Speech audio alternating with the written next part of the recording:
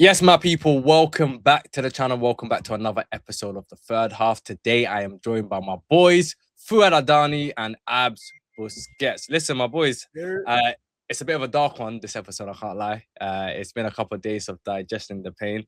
And I'm still devastated, I can't lie. My head's still in a swivel. I don't even know where to begin. But listen, I know where I stand on this. But I'm going to let you guys land. I'm going to get straight into it. What went wrong for England, man? What went wrong for England?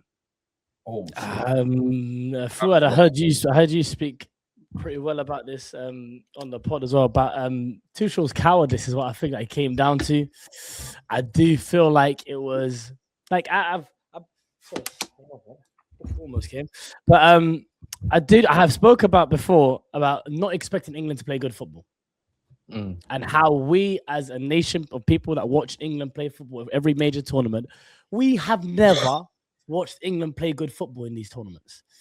But what we did have, and what I thought Tuchel had discovered, is we have a team that can last through the latter stages of games and in the tournament, being rugged, being hard to play against, knowing when to lock up at the right times. He's shown that in the last couple of games before this Argentina game. He has a good sense of the game, a good feel of the game, of when to close up shop and when to go for it, right? Like he showed in the Croatia game, he knew when to put on subs to go and win you the game. In the Norway game, he knew when to bring on the right subs at the right time to see out the game. And clearly he showed in this situation, maybe the lights were too bright for someone who is a top tournament manager, but hasn't felt a stage quite as grand as this one, that he shut up shop too early. He was negative in his substitutions. Allowed not just Scaloni's tactics, but the Argentinian players really to be platformed by just giving them ceding so much space to them. You have so much space, you give so much space and territory to opposition when you play in a low block like that. And when you have the likes of quality players that Argentina do, Enzo Fernandez, who's someone that not a lot of people like, which I understand, but boy, oh boy, is he clutch. You can't deny how clutch the guy is. He has been for Argentina on a couple of occasions. He has been for Chelsea throughout this last Premier League campaign as well, scoring some huge goals for them. He came up clutch again. And when you make the GOAT angry, the GOAT will punish you. And we were punished, and we felt every single inch of that Messi terror. Goodness gracious. Yeah. What about you, Fuad, as well? Abz hit the nail on the head there. Honestly, I think for me, the biggest kind of takeaway from it is Thomas Tuchel just not being up to the standard and kind of really disappointing. And don't get me wrong, we'll touch on the players as well, and there's individuals we have to talk about. But I think the big head of the table in Thomas Tuchel, who was, let's be honest, brought in as a win now manager, who was brought in as a tournament specialist, as you know what, we're not going to criticize his team selections and his squad selection because this guy knows how to get it done in the tournaments. And all throughout the tournament, despite England's great character, resilience in a lot of these games, he has taken these kind of snide jabs at the performance, saying, you know what, it's not up to standard. It's not what I want. It's not what I'm looking for. So all throughout this tournament, I'm hearing this narrative of Tuchel's a great tournament manager because he did 2021 5 years ago with Chelsea. Brother, you can't be living off that. I need to see something within the tournament to show me what your style is, what your playing is. And instead, you're just taking jabs at these players and saying, you know what, we still need to improve. We still need to improve. All right, in the biggest moment against Argentina, England are finally coming up against a quality opposition. Not Ghana, not Congo, not Panama, not someone who you expect England to just roll. Now you're going to have to show us some quality. Now you're going to show some tactical ideas. And I felt like we lacked that, bro, from an individual player's perspective, but then also from a coaching perspective, because I felt like in the first half it was stop-start. No one really got a foot on the game. It was just kind of one of those South American type games where referees blowing every 2 minutes because something's kicking off. Then second half, I'm thinking, all right, you know what? You go 1-0 up. Do not be a coward and just sit back for 45 minutes inviting pressure. At least if you're going to do that, because the thing is they did that against Mexico 2 rounds ago and it worked. But the difference is Mexico don't have the quality. Mexico don't have that X factor. Mexico don't have a Lionel Messi. So therefore, when you just sit back in the second half and say, you know what, go on, Argentina. Let's turn this into a training ground attack v defense routine. And you have zero outlet on the counter attack. You have a striker who basically is gone completely missing. Jude Bellingham isn't really up to the standard. So those individual moments that have been bailing you out all tournament aren't really showing us. Now it's up to you as the coach to react and show us that, you know what, show me something in your tactical game plan. You brought 4 defenders at once. Yeah. Like, come on. I'm sorry. That for me just says to me, you're a coward, as I said, bro. And you wanted this situation because even people talking about the substitutions, guess what? Those are the only subs he actually could have made because Kobe Manu ain't getting a single sniff. Jordan Henderson has a broken arm and was brought along as a cheerleader. So when you're looking at the midfield and you're asking for some control in the game, which is, by the way, the same thing England have been lacking now for the forever 20 years, 30 years. We're talking about England need a deep line playmaker who can dictate tempo and get on the ball when there's pressure. Why do you sound like me? I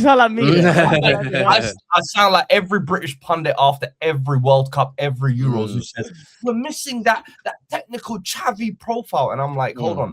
So you've got Kobe Manu on the bench who can get on the ball and is technical. You got Adam Wharton at home. You left Morgan Gibbs-White at home. You left Trent Alexander-Arnold at home. You left Lewis Hall. You left Miles Lewis-Skelly at home. You got all of these technical players that can play in the midfield areas, but you just said, nah, do you know what?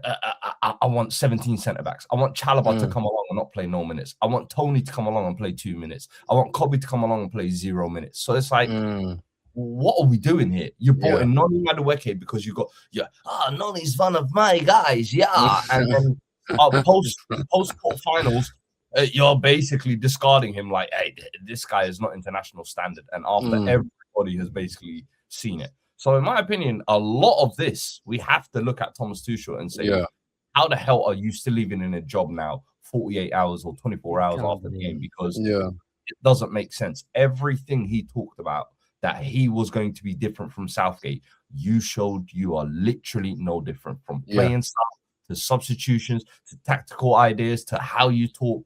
None of it has been convincing in my eyes. Who's been looking? And this game for me, once Messi and Argentina just started to get a grip on the game, it was like watching the inevitable happen, Robbie. Really. You know what's crazy? It's mad because I saw the red flags from early. I saw it from the Ghana game. I even tweeted saying that Tuchel is basically Southgate with a German passport. And a lot of people got onto me because obviously the euphoria of winning, the euphoria of going through, the euphoria of topping the group, whatever it is, papers the cracks. So you're not even allowed to criticize the manager. But all of these problems were already apparent throughout the tournament. England have not performed well in this entire World Cup. Let's be honest. Apart from that second half against Croatia and the resilience and the fight back against Mexico at the Azteca, again, it's circumstantial.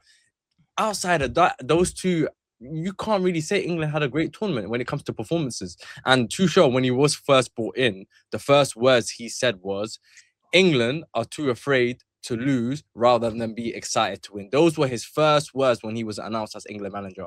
And he said that he was going to change that. He was going to make England exciting and make England brave, in these tournaments, especially in those big moments against big nations in the latter stages of the tournament. He wasn't brought in to take us to a semi-final. We were doing that already. We were getting to semi-finals or finals. That was his job.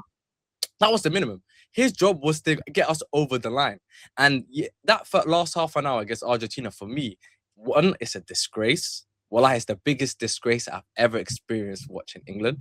It's scandalous. It's disastrous. It's the most cowardice thing you could ever possibly think of from a manager. Because I thought the game plan against Argentina up until Gordon scored was spot on. It was perfect. It was always going to be a cagey affair. It was always going to be a stop and start game. Argentina knew from the kickoff that they're going to be second best on the ball. If you look man for man, England and Argentina, we have the better quality players. That's a fact, right? But the difference between the two teams is the mentality and the character. You look at the Argentinian teams, they don't care who's on the pitch. For them, it's about not panicking and understanding the objective. And even when things get tough, it's calm. We still got this. We'll find a way. Whereas with England, it's literally the opposite. They caved in. The moment we scored, they caved in. And naturally, of course, when you score a goal, the opposition is going to try to get get an equalizer. So naturally, momentum will shift. It will shift onto them trying to get an equalizer. But when you're stepping 20, 30 yards back, and you're noticing your team are stepping 20 yards or 30 yards back, that's for you as a manager to be like, okay, I need my team to push back up again. And I always say, attack is the best form of defense. Yeah. So even if you're feeling like your team is getting pinned back too far back, that's for you to then make the substitutions to then at least provide some sort of threat going the other way or push the team back. So if you bring on a Rashford or whether it's the Eze or whatever it is, you push the team back by bringing on that pace, bringing on those those fresh legs, having a counter threat, and that's why like Saka and Rashford coming on, or was it the 96th minute or whatever it was where they came on? It's just like sorry, Tony and Rashford, yeah. But it's like, to alleviate some pressure, obviously, is what they were brought on. But like 96 minutes with 3 minutes left in the game. Come on, what are you gonna do? What are they expected to do at that point, bro? Yeah, like, are you serious? Like, it just makes no sense. No, it's crazy because I don't know if you lot saw. Yeah, there was just before the hydration break. Tuchel was on a touchline and he was like waving his hands for the team to push forward because he saw that the team were pushing back, right? So after the hydration break, you're thinking, okay, you've noticed it. So you've noticed that the team are pinned back. You don't want them to pin back. But rather than make the right changes, you then reinforced it. You then bring on the defenders. You bring on the substitution to then defend 6 man in the box. And when you got 6 man in the box, it's different to actually defending with 4 man. We were defending better with 4 man than we were with 6 man. It's because when you got 6 man in the box, now they all think, oh, that guy's gonna deal with it, or no, this guy's gonna deal with it. So they're all just standing, they're static, they're not moving. There's not enough space to move because the whole box is filled with too many men. It's crazy. And this actually naturally moves on the conversation to someone I think Fuad you were alluding to a little bit earlier as well, and that's Harry Kane. Because I think a manager, right, has to feel the temperature of a game, has to have his finger on the pulse of where the game is going. So if you feel as though your team is sinking too far deep on the football pitch and you want them to move forward, either you have to have a focal point that allows you to get out whenever there's these like balls that you're clearing away from the box and you're getting rid of someone to just alleviate some of that pressure. Or as you mentioned, Liban, you bring on some positive substitutions that force your team to continue having a flow in the game, right? You bring on the likes of Saka and Rashford, then you force your team to look for those players out wide. And naturally, then when you have the ball, Argentina will be on the back foot. But then it has to come down to Harry Kane, who after his goals against Congo, I think me and Fuad might have done a video together. I might have heard you say something about this, Fuad, and I said the same thing with regards to, wow, this was a big moment where we looked to Harry Kane for the first time ever, and Harry Kane decided to show up. Those 2 goals go down now in his very long list of very meaningless goals that Harry Kane has scored in his career. And he continues. Me personally, I don't care about the 70 goals that you've got in the German league, which I feel like is basically an automatic win if you're a Bayern Munich player, especially with the level of quality that they signed alongside someone like Harry Kane. It goes down as another meaningless goal that he has scored in his career for someone who is supposed to be a focal point, one of the greatest players that England's ever had. And it becomes pathetic, right? And I'm someone that's been on the record apologizing to Jude Bellingham, and I stand by that, by the way. I don't really get onto Jude too tough, especially for this last game as well, because he is doing exactly what you were mentioning, Fuad, getting big individual moments to get you through games. But it's just not sustainable, especially throughout a tournament. And England, like you spoke about how he's not much better than Southgate. Like Southgate, I'll be honest, tried to be something that England is not, right? He tried to do the playing out the back and all that kind of stuff and trying to play through the thirds. And I think he deserves credit for that, giving that a go. But I felt Tuchel really lent into what English DNA should be about. And I feel like as England fans, all England fans listening to this, myself included, is just to accept the fact that we lent into English DNA and it still wasn't good enough. England might have invented the sports, but other countries perfected it. Other countries done better jobs at executing this sport to a higher standard, and Argentina showed that. And we cannot go on without mentioning the fact that as soon as 1-0 we went 1-0 down, a very small Argentinian man decided we were out of the World Cup. And sometimes when he decides that, there is nothing a manager, a player, or anyone can do about it. No, but so you said meaningless. I'll give Harry Kane credit. The goals against Congo were important. We were 1-0 down. We needed the goals to get through. He got us through that that game, and it was a tough game, you know. But I give him credit there. Where's that led to? No, and I agree with you. Hence why those goals were important in the moment, but they then become meaningless. You see what I mean? My point is that is Harry Kane. He will score in the games He's a serial loser, where we're meant to win. Where you know those are the games where the favorable side is early in the knockout stages. He will score the goals when in those type of fixtures, right? It's now the quarterfinals, the semifinals, the finals where you're playing against tougher opposition. You know there might be, you know, like I said, like against Argentina, cagey affair where you want your big players, your superstars to make the difference. Those are the games where he just tends to disappear. And I've said this about Harry Kane from the first Euros, the first not the first Euro, sorry, the Euros in 2020 when we lost to Italy in the final. I said it from then. I had so much pushback. It's been what, 6 years now? 6 years, and we're having the same conversation about this guy in these major tournaments. It's something that people at the time felt like I was just nitpicking, but you see it on display time and time again. When the lights are bright, every time the lights get brighter, it seems like he disappears out of the game. He shrinks. You know? He shrinks, bro. And then you look at Messi on the other hand in that 30 minutes. Yes, Messi, I'll be honest with you. We did so well up until Gordon to shut him out of the game. I think he lost the ball like 20 times up until that moment. So we did very well to nullify Messi in up to that point. But then when you decide to give Messi, time and space to think, to have the ball, to dictate, it's inevitable. They are going to score. If it's chance after chance, bro. I saw Rodrigo de Paul in MLS. He's playing in MLS, bro. Playing like it's Champions League night. Whipping in the ball. I'm thinking, come on, bro. How are we letting this guy dictate like that? It's for me, it's insane, bro. And I feel like England naturally also, part of that DNA is they have an inferiority complex. They always feel inferior in these moments, no matter who they're playing against. On paper, England are better than Argentina. If you look at the players that we have Champions League winners, not Champions League winners, but we got players that are playing in Champions League final. We've got players that are Premier League winners, players that play at the highest of levels. You look at the Argentina side, it's not the same. Outside of Messi, they have Alvarez, who's probably a threat, and that's about it.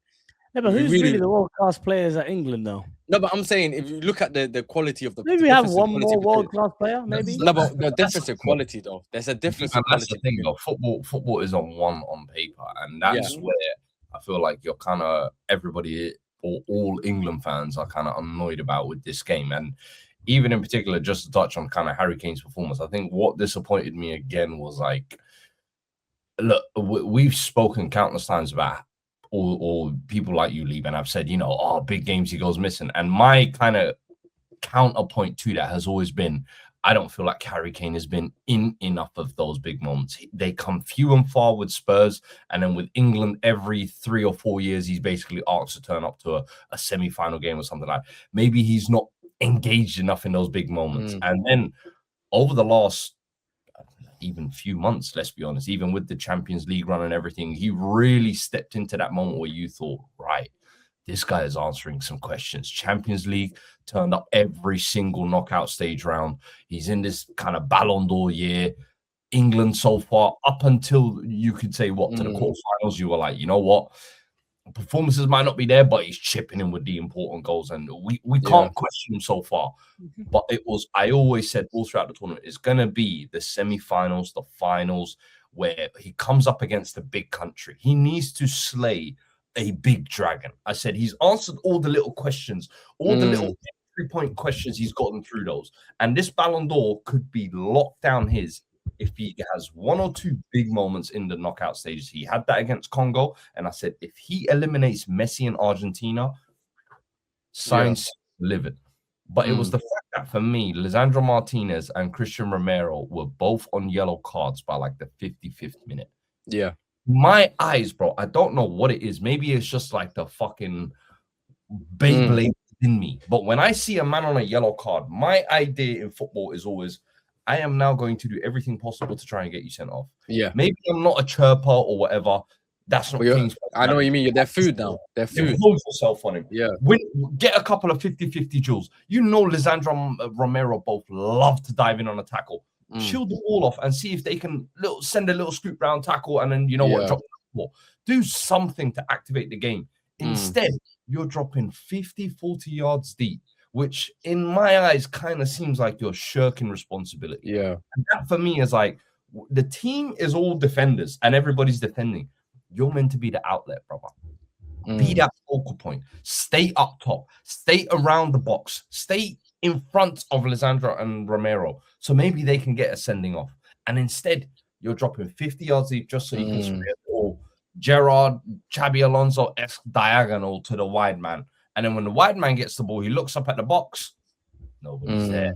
So that's where I'm kind of like, bro, I need you to almost read these moments a little bit better and be a striker in these moments. Be a leading front man in these moments. Stop trying to, when the game is going tough or the game isn't going against you, you're not getting involved enough touches. Your first idea is, I'm going to drop 40 yards deep. And you know what?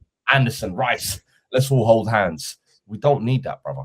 Like England did not need that in that point. So for me, that's just like bad understanding of the game. And for someone who's 32, someone who's in a Ballon d'Or year, I expect better, bro. Of someone who, honestly, I've defended tournament after tournament where I'm like, brother, don't worry. He's going to deliver that golden moment. It's going to come. And then against Argentina, I see a 39-year-old on the other side basically say, you know what? Let me show you how to grab a game by the scruff of the neck. And look, you can say, oh, it's Messi, it's alien, but the guy is 39, bro. I came into the tournament thinking this was just going to be a, oh, look at Messi. Yeah. Beat a guy. Come on, guy. I'm still got one more in him, bro. He's best player of the tournament. Best player in the fucking world. Forget the tournament, bro. Like, I genuinely, if Argentina win this World Cup and he wins the Ballon d'Or, I'm not against it. You can't say anything about it. Yeah. 39 with people are saying Argentina are essentially 10 planks of wood and Messi. And I'm like, harsh, but I kind of understand that the messaging. And I'll be honest with you, the way he has turned up in every single game. And in this game, it was like, bro, the crossing in that last 10, 15 minutes, I don't think I've seen a more accurate group of crosses combined. And these men have 6 defenders in the box. And mind you, every Argentinian player taken into account is about 5'6". Yeah. So these crosses, they have to be on the sixpence, as they say. Fuad, you know, Lautaro Martinez is 175. He's 175. Come on, and man. every England defender is at least minimum 180. 180 to 85. And he still jumped across 5 man to get that header. Yeah, but it's not about the jump. It's not about the jump. It's the quality of the cross. If you look at that cross genuinely and you look at it from moment of contact with that right foot, that's David Beckham. Yeah. That's Kevin De Bruyne. That's these levels of on his weaker foot. And Roy Keane, I think, said it. We have never, ever known to say, like, we will never go, like, after he retires to say, oh, Messi, man, wow, he could cross a ball. No one's ever said that ever. Yeah. Because it's not something that you highlight. But Liban, brother, this is why he is the greatest football player of all time. Because he is the greatest in basically every footballing facet. Who knew he had a weak foot whip?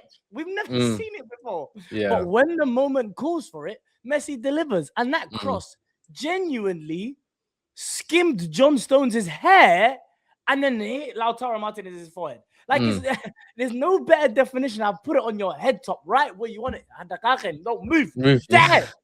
Like, he's the greatest player of all time. And even before the Anthony Gordon goal, his combativeness to be involved in duels and to put a stiff right foot and Harry Kane flies over his foot, showing strength like that at that age, showing that bite with his interaction with Jude Bellingham and that actually showing itself on the football pitch.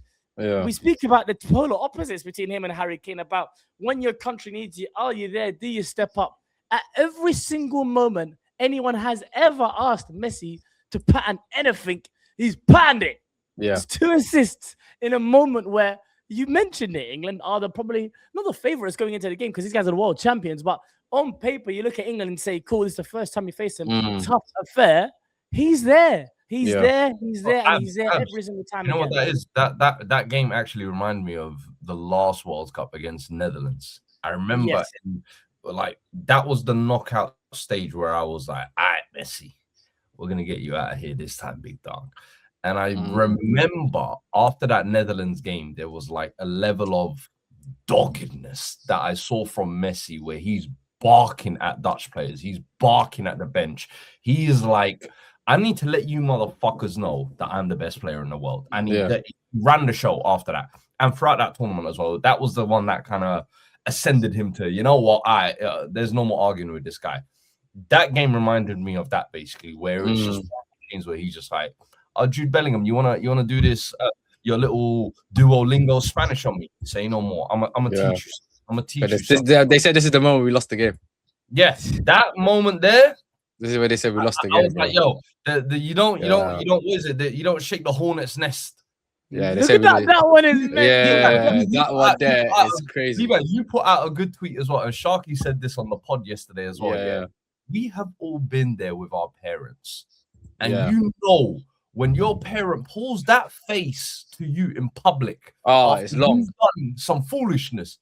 You know what's happening. Yeah, you know. But that was one of those universal signs that everyone's like, we know what the hell that means. But for me, it was like, I think, again, an overarching theme is how England are unable to control games in moments like pressures against them, when the tide is turning against them, when momentum is against them. You need a couple of players who can get on the ball and control and dictate tempo. And we said, Harry Kane, the focal point, all right, he's not able to get you out. But the fact that they're bringing on Nico O'Reilly to play in midfield, Reece James to play in midfield, I think the midfield options are shocking, I'll be honest with you. And I think, look, Anderson and Rice, I love them as individual players, I'll be honest with you. I think that they're my kind of players that I like. But there are moments where you need Rice, for example. He was knackered. When you sub him on, bro, get a Kobe, get an Adam Wharton on, get someone who can get on the ball and actually be technical and say, you know what, guys, let's take the pressure out of the moment. To me, England have been known for this stuff, for that. They didn't platform score. How many times are we going to say this? How many tournaments are we going to say this? And the issue is in previous tournaments, I kind of understood it because we maybe didn't have those personnel. We maybe didn't have those. Now we do. In abundance. You're not utilizing them. It's like having the answer to your problems there and just saying, you know what, nah, I don't even need that. Like there's some times throughout this tournament where I thought, a Trent on the pitch would have been good. Just for his set piece delivery, maybe for a moment. And that's why I feel like when you go to these World Cup tournaments, you don't pick a squad based on like, I want to play this way and this way only. You pick it on like, you know what, I have that, but then I'm going to keep a couple of tools here. You know what I mean? A little spanner, a little hammer, a little wrench, a little something, just in case those problems come up. You know what I'm saying? I feel like Tuchel wasn't ready. And that once again got exposed, that England's lack of control in tight moments, in pressure moments, it's just poor. I agree. Sorry, Abz. I agree. I agree with everything you both said, pretty much. But the thing is, the previous tournament, why this one hurts more is because previous tournaments, there were times where we hadn't been in that position before. We hadn't been there. Like, so when we went to a second World Cup semi-final back in 2018, when we went to the final in the Euros, like those were first-time experiences, right? So you can give them a bit of grace and a bit of leeway and be like, okay, the Italy one was painful, but it was on penalties. It is what it is. Spain, we lost in the final because they were just simply the better team than us. This World Cup, I felt like we were equipped from all those experiences. I thought we were well more equipped in these situations. I didn't like how we got to the semi-final because I didn't think it was convincing, but we got there now. So now experience from the past should have, came into play. You talk about players coming into the game and, trying to get on the ball more. I also feel like we lack leadership. We lack leaders to actually acknowledge or understand what's going on the pitch. We're pinned back and get the players to be like, listen, we need to stop this nonsense. We need to stop pinning ourselves back, get forward, push forward. And I don't feel like we actually have leaders. We got Harry Kane, John Stones, John Stones who's won Champions League, who's done it all with Man City. You got Harry Kane that's currently playing at Bayern Munich, doing it all right now for them. You expect those players to be like, the leaders on the pitch and be like, listen, push on. Push up. Is that not mad though that you said leaders and there was only 2 players you named? Yeah, but also like there's other leaders I could mention in terms of like Declan Rice. He just won a Premier League for Arsenal. Like there's so many players in amongst the team. Jude Bellingham, Real Madrid. They're meant to be the guys to be like, listen, guys, stop this nonsense. Push up the pitch, push up further. Try to get out of that, hot box that they were in for 30 minutes. Do you know what I mean? It's bro, I just think it's crazy, man. And now that the next part I'm gonna ask you guys is what's next for Thomas Tuchel? Because I'm gonna be honest with you, and this is where I stand. Me personally, if I had the power, he's gone today. You would have been gone after the final whistle. He's gone for me because you had one job. You had one job, and your job was we brought you in for the in-game management, for the fact that you're a tactician, for the fact that, you know, we needed somebody to come in and get us over the line. And you did exactly what the last manager did. After, feeding us nonsense in the media, talk about how this is how we're going to play. We're going to play this exciting way. We're going to play like this. It's going to be intensity. I didn't see no intensity. In that game. So for me, where I stand now with Thomas Tuchel is that if there was a possibility, of getting somebody else, and I know like, this is a dream, but someone like Pep Guardiola, I would sound him out. I would at least try to sound him out. And if there's even a small chance of getting Guardiola, I'm telling Tuchel safe. I'll be honest with you, man. I'm telling him, get out of my face, pack your bags, brother. And Pep, you need to come in right now. Yeah. Pep has said previously he wants to manage England at some point. And I always know he will never manage Spain, of course. But honestly, I think that is a gamble you take now or never. Like, exactly. That is a manager who is definitely going to give you what you want, try and deliver at that biggest stage. I think play the right football. And look, I always say in international it's hard to play that type of football. But for once, I feel like England actually do have a club atmosphere where everybody gets on, everybody's on the same page.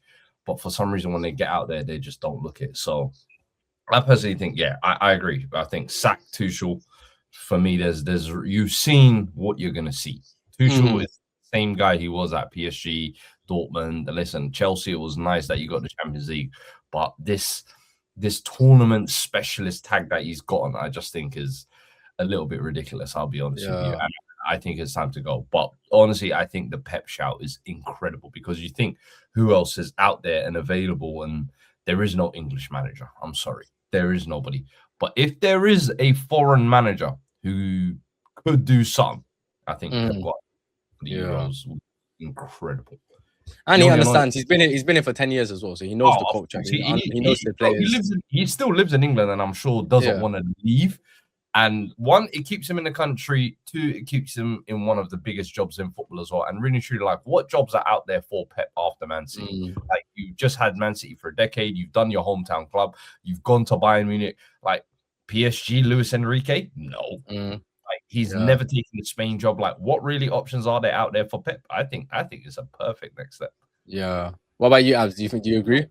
No one's gonna say no to Pep. The only maybe like I just feel as though like English culture, especially in the national team, has to be rewritten. And I felt like it was really unfortunate seeing Lee Carsley's couple of games that he had and that he didn't step up and take the job.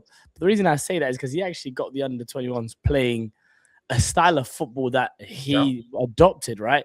And I felt as though if he was given some sort of reins into that first team and given full confidence and full trust into rewriting what we believe English football should look like, because the reason that both of you guys are saying Pep Guardiola and spot on is because who's going to rewrite culture better than Pep Guardiola? Who's going to dig everything from the roots and really start from the foundations again? I just remember watching some of that under-21 football and thinking, this is an English football, but I'm loving what I'm watching and it's making a lot of sense. So, just as a counter, maybe a different name to put into the hat, I'd love to see him be given another chance with more confidence, Lee Carsley. Okay, and one second, I'm going to add Victor in as well. Yes, Victor. Hello, guys. How are you? You're right. Victor, we were just talking about England. I'm actually going to share them something that you sent me, actually. I'm going to show this on the screen. And it's the momentum of the England game which you sent me. Yeah, we have been seeing in live TV. They show us like a little range of mountains up and down, but that is actually how it looks in the AI. How they measure them. It's lovely to see. Very lovely to see. Yeah. So this is basically the momentum of the game. So look how it shifts. Basically, I don't know if it will show properly, but you can kind of see up until 55th minute. Balanced. It's kind of balanced up until the Gordon scores. Yeah. It's kind of balanced, and then Gordon scores there, and then after that, it's all Argentina. Look at that. After that, it's all Argentina. Yeah, that probably is a long ball, and then all the blue comes. They takes over again. Yeah. Look at that. Yeah, it's crazy. By the way, that Enzo goal, he soft launched that goal, I think, about 4 different times beforehand, where he took, he was practicing. He's like, a little bit more to the left, a little bit more to the right. And then he just said, just shoot at Pickford. He's got small arms anyway. It was one shot 1 minute before that. He was over the crossbar, and I think he was practicing. He was practicing. Yeah. Everyone in the England team saw that and read that and thought, you know what? He's had a couple of them. One might go in. Yeah. Insane.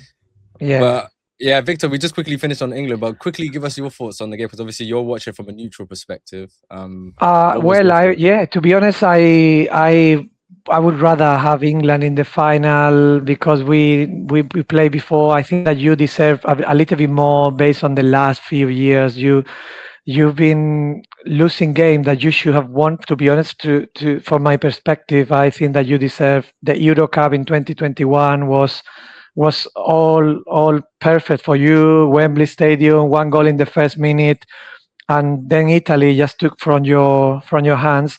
And in the last World Cup, I think that you played better than France in that game. You missed the penalty.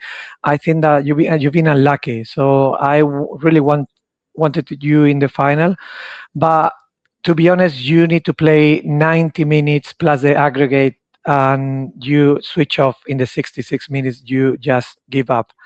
And that was painful to see. I know how it feels, because I support Barcelona, and Barcelona in Champions League, they always choose the most painful way to be beaten. Always. And England, in the last 5 years, they choose the most painful way to finish in the competition. And I feel really, really bad, and feel sorry for you guys, because I know how it feels. And yeah, you need to run, and then even the players that they got experience, that they play for big clubs like Kane, like Bellingham, if the coach sends you back or drop you down to the box, it doesn't mean that you need to do it, or you need to follow like the 100%. You can get the ball. You can try to be okay.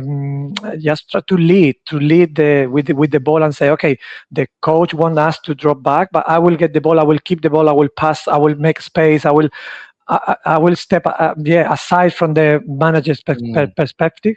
And I think that didn't happen as well. And the more people that you put in the box, doesn't mean that you are defending better. Sometimes with 4 defenders plus 2 at the outside the box, you can feel like more secure than with 10 players in the box, but not covering anyone. I think that was the mistake. It was too many people, too overcrowded in the box, but nobody was actually covering or defending properly. So in the defending perspective, the more they know, the merrier. In that's not how it works. Sometimes 4 defenders can do the job properly, and even with 5 attackers, 6 attackers, they are in advantage. But I think that you missed that. You missed that. Yeah. With 4 defenders, you were defended much better than with 10 players in the box. Yeah, no. Victor, it's good that you joined us, because we're going to actually move on to the Spain game now. Spain versus France. It's obviously a Spain masterclass. There's so many things to talk about. Yeah, you can talk about that game. What was your perspective? That game was the result of many years of trying to do the same idea, to put the same idea of football. And sometimes when it works, it looks incredible, because you don't see any gaps, you don't see any movement from any player that you tell, oh, he shouldn't have done that. It was all perfect and smooth. It reminds me to Chelsea against Man City in the final of the Champions League a few years back, when you see Chelsea very well assembled, no gaps, everything works, that runs smoothly. And that idea of football, I think that in Spain is being worked in every academy from any club. It's not a Barcelona thing. It's not a Real Madrid thing. That is Sociedad, Bilbao, Malaga, Seville, Betis, Coruña, Valencia, all together with the same idea, bring that kind of things, that kind of players, that they don't mind to don't have the speed, the quality, all the skills. They got the idea, and when that idea just they make it happen. It doesn't matter who is the player, because you can find players better than Baena, you can find players better than Olmo, you can find players way better than Oyarzabal, but they don't know how to play if you don't show them how to play. Yeah. And that's what I saw. It was the idea of one generation brought into one pitch with one ball, because it's only one ball. And the other thing that it was, for me, it was dominating. And I never thought that is going to happen in that way. I thought it's going to be more tight. But France looks different. It looks like a powerless. It looked like they don't have any weapon or any choice to do different, and that was an amazing feeling as a Spanish supporter. Yeah. Fuad, go on. Talk about the attack there and kind of how it's almost like a cultural ideology. It's cultural thing. And I think everybody kind of knows that about Spain. Very technical, very high IQ football. But one thing that has surprised me a little bit this tournament is the defensive side of it. And how you've only conceded one goal all tournament last round. Against, but Belgium. Yeah. That was it. But for me, it's how good that defense has been as well. Because at right back, it was Marcos Llorente who started. Unai Simon, as you said, isn't. Some people wouldn't even say. Some people would say maybe Yon Garcia and David Raya are maybe better. Laporte is like 32. Kubasi this season was playing. Laporte and the keeper, they play for Bilbao, and they concede 75 goals in the Spanish La Liga. So there was a lot of question marks coming to them. But why is it now all of a sudden at the tournament it's like a lockdown? And this France attack, by the way, was seen as like the Fantastic Four, the best attack in the world. There's no way you guys are going to stop them. I think that Spanish players as well as Argentinian players, when they wear the Spanish t-shirt, they change the mentality, because they don't see as a long-term performance. It's just like one-off. We need to do our best today, otherwise we're going to be at home. In La Liga or in a Champions League, you go a lot of games ahead, so you cannot be giving you 100% every single time and every single minute. But in tournaments like World Cup and Euro Cup, we know that if we don't play giving our 100% for the whole time, we will be out. And I think that they understood that after many years of being away from the last knockout stage, because before 2008, Spain, it was like a barrier for Spain in quarterfinal, and that's it. And we just break the barrier, and then we've been fighting for titles for many years. But recently, before we did it, we made it in 2008. It was like a mentality thing as well. And I think that England, they need to break the barrier. Once they break the barrier of we can make it, but truly believe that you can make it, you will win more titles, because the potential is there. And if you got the potential, things can happen. But you need to just, I think, win it once and believe in yourself, because sometimes believing yourself is not just saying, it's believing inside all the players and in your heart. Because you can say, oh, never give up. Oh, just if you fell down, you stand up stronger. But do you really believe what you're saying, or just saying because it's just good for the gallery? You need to believe that, as Lamine Yamal was saying to the Spanish journalist, are you scared of France? And he said, no, I'm not scared of France. I said, how can you be scared of France? Because that's the thing that is just look like a beast. And he said, because I never lost to France. That's it. 19 years old. I never lost with France, so I cannot be afraid of one thing that never beat me. And it's true. So he is doing probably Lamine Yamal is his 60%. He's coming from an injury after 2 months, and then he's still believing that they can beat France.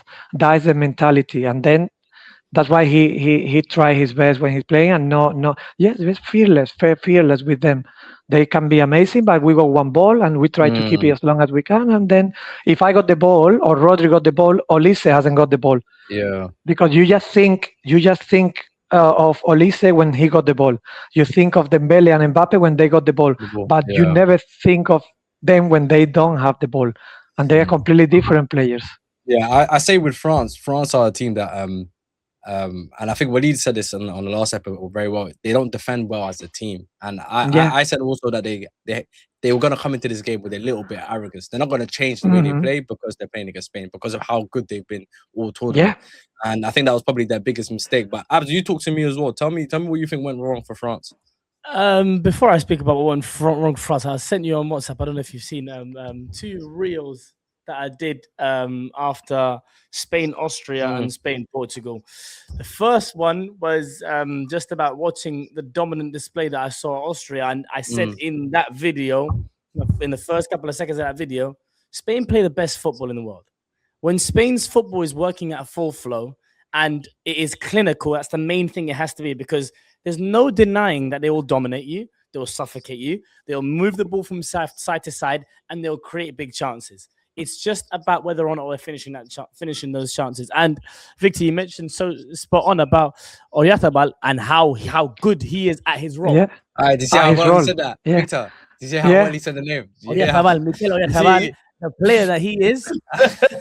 and it's because you're absolutely right. He played his role so well. He makes those underlapping runs for Baena or Yamal on the other side. He is so contributing to the play and links up well with his players. He's a handful for defenders. He has shown himself to become a really important player for this Spain squad. But another person I want to touch on is someone like De La Fuente. So from the outside looking in, you see how there's somewhat success with Luis Enrique and getting to the semi-finals of that 2021 Euros. Then the Nations League, where he got the trophy over the line as well.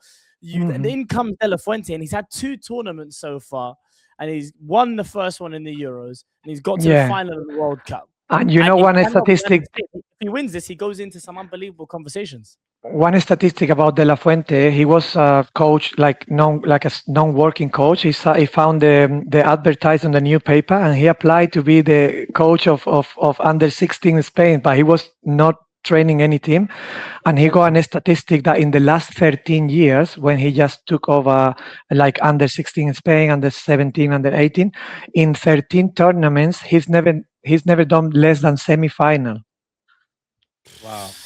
Incredible. I didn't know about that, because you always follow the under 21 and the main Spain, but you never really look into the under 16 and the 18. But he's never played like one tournament and didn't get to the semi-final at least. It was incredible. And it just goes to show he's somebody that like I say, from the outside looking in, you think about this character that's coming in after Luis Enrique, and a lot of people don't give him the credit for what he's done. Because coming after the Enrique regime, they think things are put on a plate for you, but it's never ever that easy. He's had to make some really big calls. Dropping Pedri, who is still in my estimation the best midfielder in the world, other than the guy who maybe takes his crown in Rodri. Making those decisions is crazy big. By the way, I feel like that's the big overarching theme of Spain, is that although they have, of course, Lamine Yamal, there is no like one big star. Like there is no the previous iteration of Spain that we saw in 2010, 2008. It was like Xavi, Iniesta, Busquets, Torres, Dia, PK. Like it was goals, it was options everywhere. This one is like Fabian Ruiz, Rodri, who is coming off an ACL. Danny Olmo, people were questioning at Barcelona this year. It's like a lot of underdogs almost. And one thing, guys, Pedro Porro played for Tottenham and they almost got relegated. But to be honest, one thing, guys, I would like to highlight from Spain, and you probably, because you don't see I normally when the game finishes, I see all the journalists doing the interviews to them. This national team is the team that I've ever seen with more humble and good people. Very good people. They are like a family, but like a real family.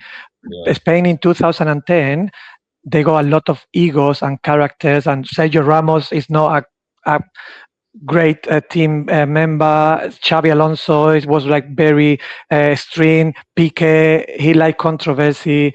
Xavi Hernandez, he used to talk a lot about Real Madrid. So they used to be enemies, but playing for the same team because they were the best, but enemies in real life. These people in this Spain, they are like a family, but like a real family.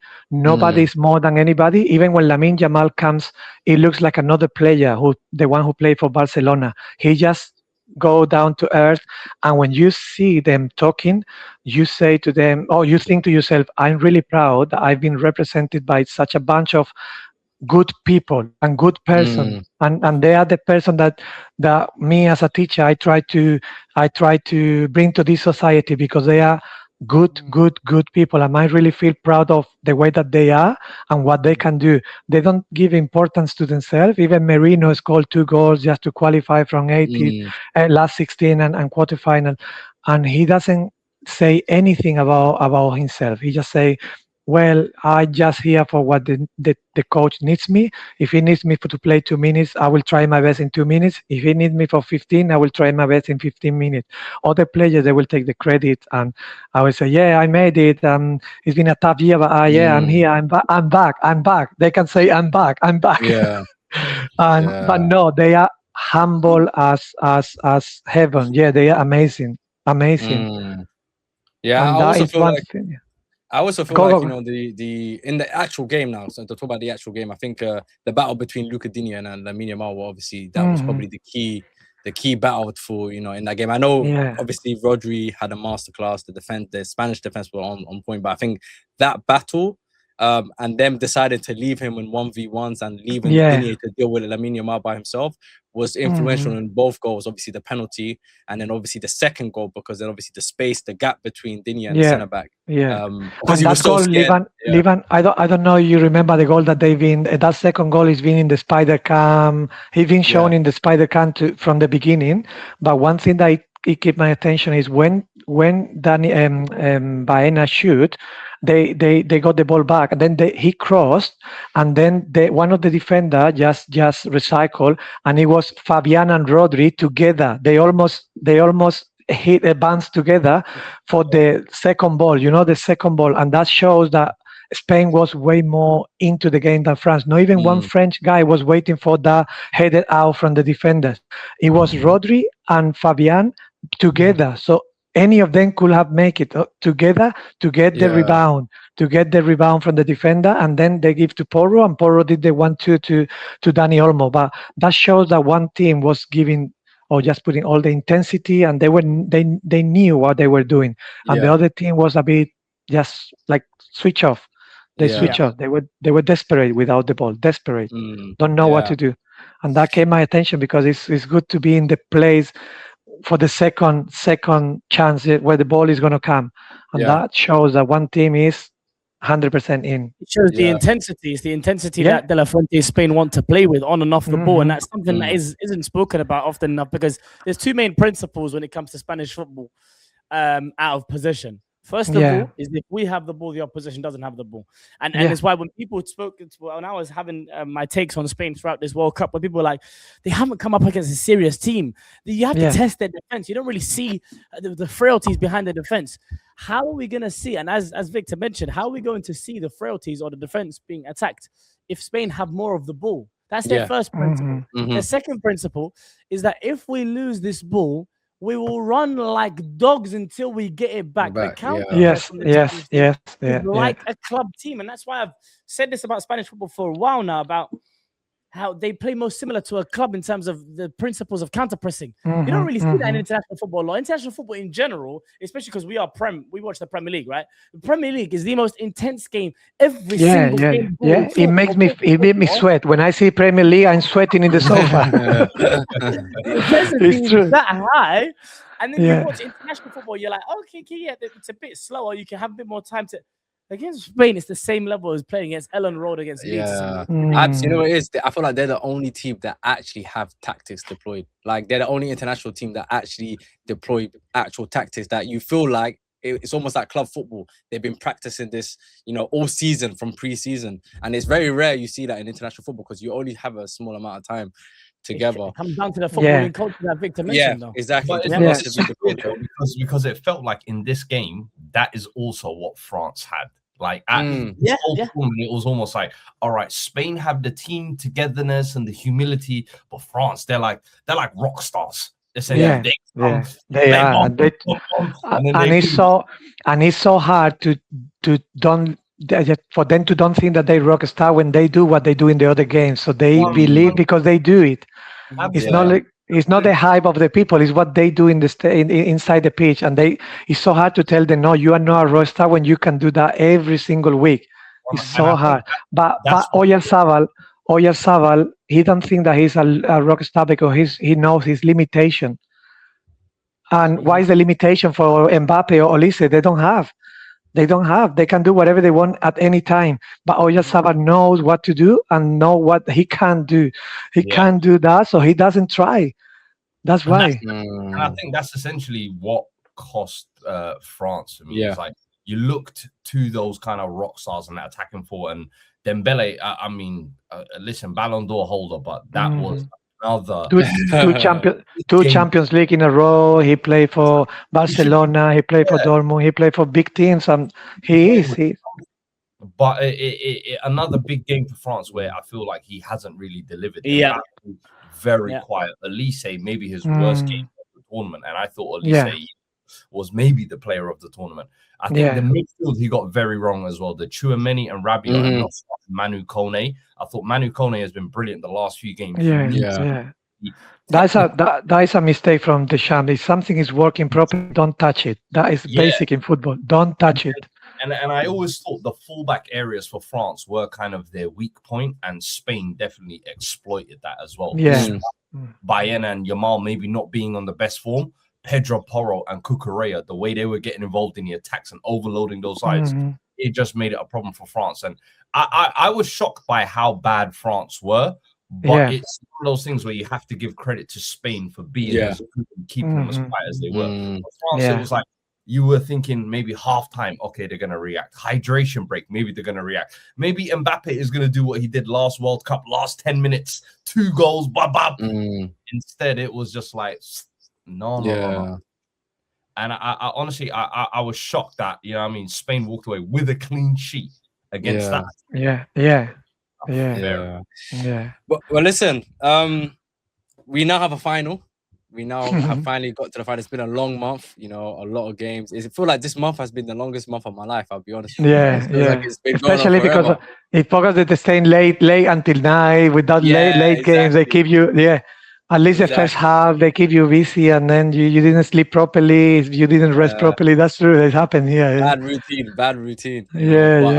Over here is Spain, of course, versus Argentina. It feels like we've kind of landed on some sort of prophecy here because we've got Lamine Yamal versus Messi.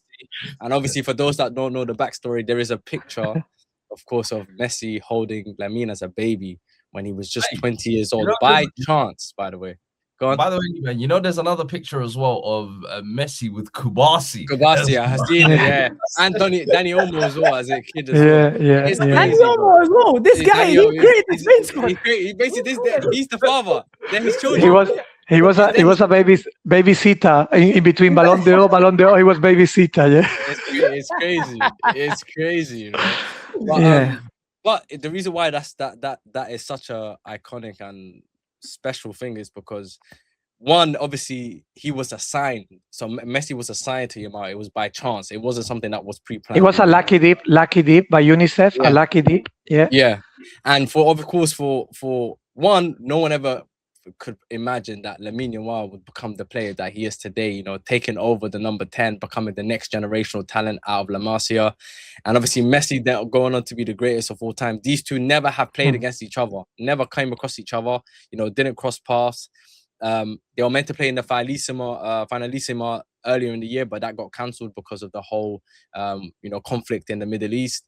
So only for it to now get delayed to a World Cup final where it's going to be the first time that Lamine Yamal comes up against Messi. You got Spain versus Argentina, two teams that are as passionate about football as any nation. Victor, of course, you're obviously Spanish. Obviously, you're going to be supporting Spain. What is your prediction for this final? To be honest, it's the second final, the second time that I've been here in 40 years. I just played semi-final in 2010, and it was the other one on Tuesday. And to be honest, I would like to enjoy the game. And I think that if we play in the same way, because we are increasing our level over the World Cup, so I think that we are in our best level. We probably need to modify, because the way that France plays is different to the way that Argentina plays. In Argentina, I expect like a very dirty game from their side, like kicking, because they think that the way to stop Spain is by kicking, by making the ball slow and dirty, and then tackles. And I think that they can cut the rhythm of the game better than France did it. And then when they attack, they're dangerous, because Spain is good, but Messi have played with Laporte many times. He's been playing with players that they are similar or even better and he can than Spanish, and he can open the defender just with one pass. So we never know. When the game goes dirty, anything can happen. You never know if it's when it's unpredictable. When you make the game like proper football, you can predict situation, but when the other team doesn't play clean and proper football and plays they are out of position, you can expect something unexpected, and it may lead into a situation that of danger. But I think that Spain is way better than Argentina. Argentina is full of players who are, I don't know, they perform well, but if you see them properly, they are average. Or you see Molina, players that they play, like De Paul is in Miami. They are no like they're not playing in good teams in big class. They are no. I don't know. I think that Spain will win, but something like 2-1. Yeah. Close. Not too easy. I think, because the final they never easy. They are never easy. I think 2-1 as well. I'm going with the same prediction as well. So I'm gonna say 2-1. I think it'll be like you said, a little bit of a cagey affair. I think Argentina will come with a dirty game plan, but I think Spain will hold off and they will. And I also think Lamine Yamal will score. I actually believe he will score in the final as well. So I'm gonna say 2-1. Well, the motivation will be there for everybody, and I cannot imagine myself just in the crowd. So imagine being on the pitch of that game. I will be petrified. I will be scared, so scared, scared. And Fuad, what's your prediction, man? What's your prediction of this game? Honestly, as much as I want Spain to win, I don't know if I can overlook what Lionel Messi is doing this tournament. It almost just feels like a football script just written for him at this point. And the last World Cup was kind of like, okay, him and Ronaldo, this conversation is over. This is by far and away the best player of all time. And honestly, coming into this tournament, I didn't expect him to do what he's doing. And every round, I've been like, we're going to get him. We're going to get him. We're going to get him. And bro, the guy keeps coming up with moments and things. So as much as Spain are quality, and I think they probably will be the better team in this game, the kind of moments that Messi is capable of, I can't overlook this. I could see either 2-1 Argentina, or maybe it goes to penalties and Argentina. What about you, Abz? It's the best team in the world versus the best player of all time. It's a brilliant final that we're gonna enjoy for sure. I'm probably just leaning a bit more to Fuad, if I'm being honest. So we got Fuad and Abz on Argentina side. Okay. Okay. I hear That's good. I'm on Spain's side. I'm on Spain's side.